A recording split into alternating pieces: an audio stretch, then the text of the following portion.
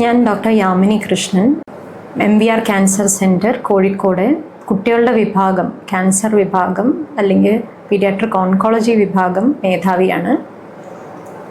നമ്മുടെ വാർഡിൽ അഡ്മിറ്റ് ചെയ്തേക്കുന്ന ഒരു ദൈവിക് ഷിജിത്ത് എന്ന് പറഞ്ഞ 9 വയസ്സുള്ളൊരു കുട്ടിയെ പറ്റി സംസാരിക്കാനാണ് ഈ വീഡിയോ ചെയ്യുന്നത്.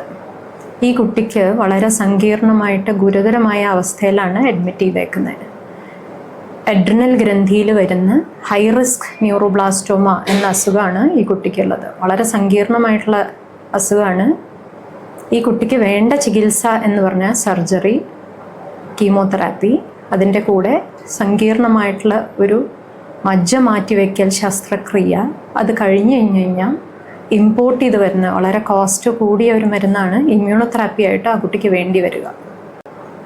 ഈ കുട്ടിയെ എല്ലാവരും സഹായിക്കണം എന്ന് അഭ്യർത്ഥിക്കുന്നു. Thank you.